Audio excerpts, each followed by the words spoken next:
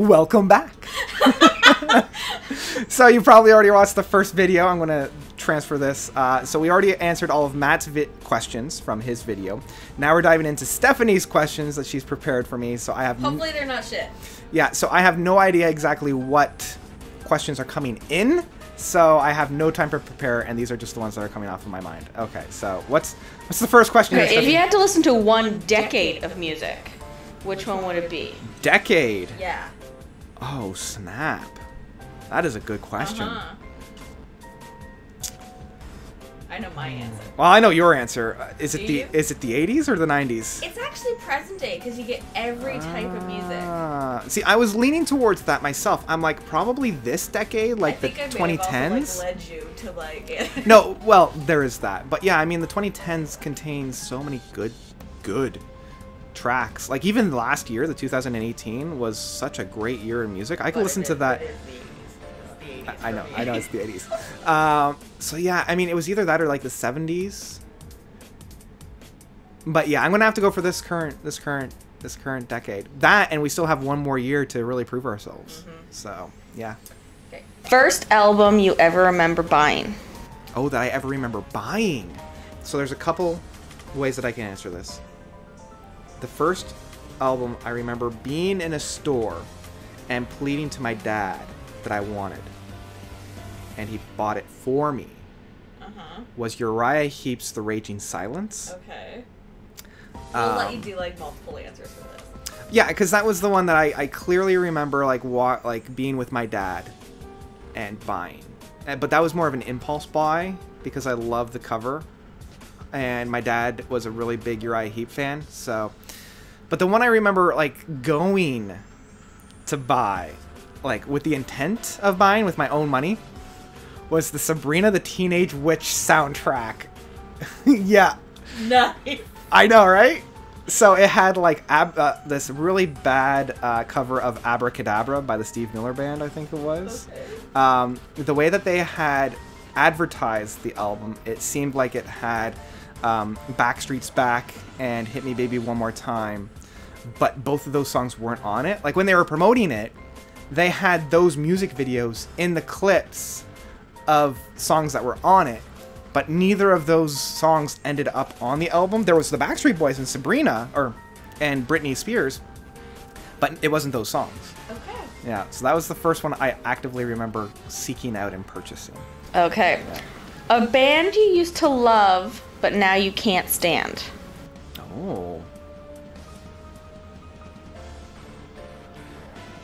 Blink 182. Yeah, Blink 182. I used to love them in middle school. Okay. Their Enema of the State and Take Off Your Pants and Jacket albums, I friggin' loved. Like, I memorized the entirety of Enema of the State.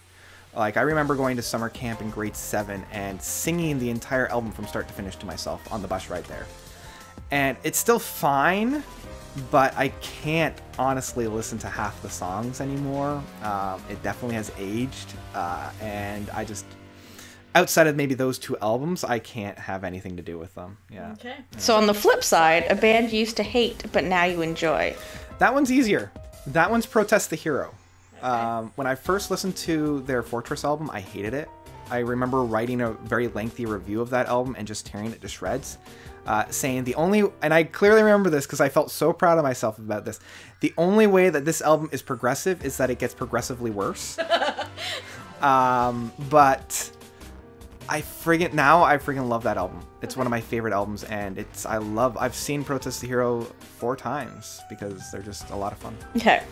A genre of music that people are most shocked to learn you enjoy. Well, this goes one of two ways. Yeah. Right? Because depending on how you know me, yeah, you're either shocked to know that I love extreme death metal, yeah, like Between the Buried and Me, Opeth, Meshuggah, Mastodon, like those like really brutal stuff.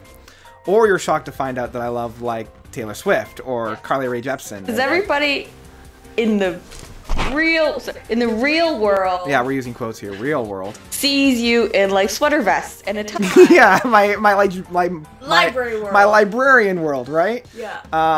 But then those that know me and, like, sit down and listen to some of my music and they know me through that, they're like, wait, you also like Taylor Swift and Carly Rae? Yeah. Like, what's... So those are your... Yeah, those are like my two really big extremes. Yeah. Okay. Most listened to album. I don't know. I mean, that I wouldn't... I wonder if I can get the stats on Spotify. I know on iTunes you used to be able to. Yeah, I know, but on iTunes I have a very select few albums. Like, my iTunes only have albums that aren't currently in my Spotify. Because, yeah, I wouldn't even know, because I circle through albums really, really quickly.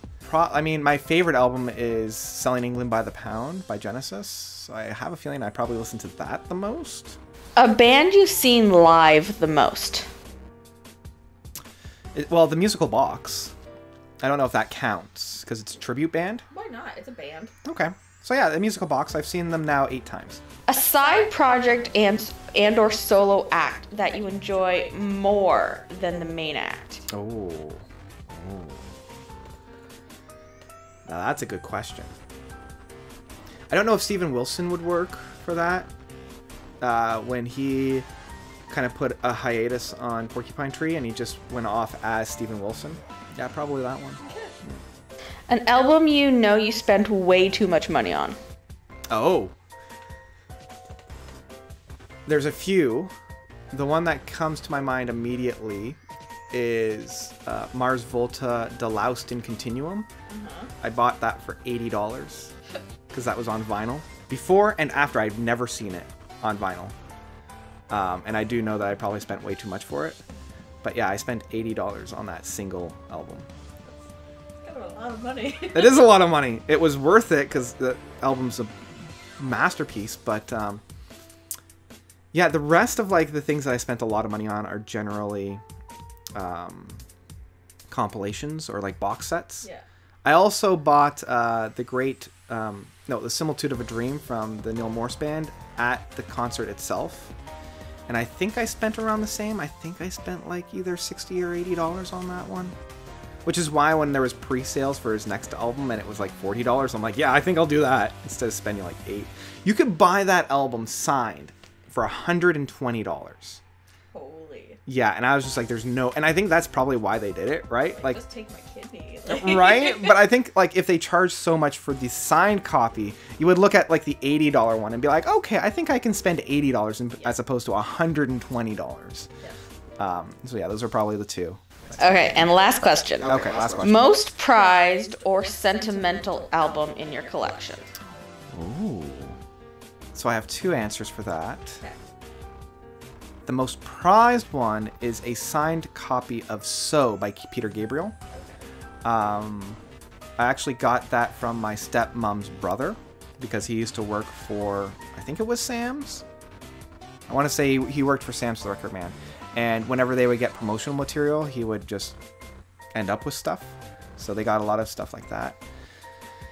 But probably my most sentimental album is my cassette tape of Weird Al's Bad Hair Day, because that's my first ever... I should rephrase that. The first ever... Because I got that one and the Sailor Moon soundtrack in cassette in the same year for Christmas. Because I got a portable Walkman, like red, and I still have it somewhere. I lost the Sailor Moon soundtrack, but I still have the Weird Al Bad Hair Day one. Yeah. Okay, that's all I got. All right. Well, that was fun. Hopefully you guys enjoyed that as much as we enjoyed asking and answering. Let me know of some of the answers for the questions that you have down below. I'm not going to tag anybody for this one. This one was just a fun one-off that I wanted to do. And yeah, hopefully you guys enjoyed this. Well, I guess until next... Oh, do I have anything else I need to say? No. Outside of thank you guys so much for watching. As always, you guys are definitely the best. And until next time, Notes and Stephanie. Bye. We're out.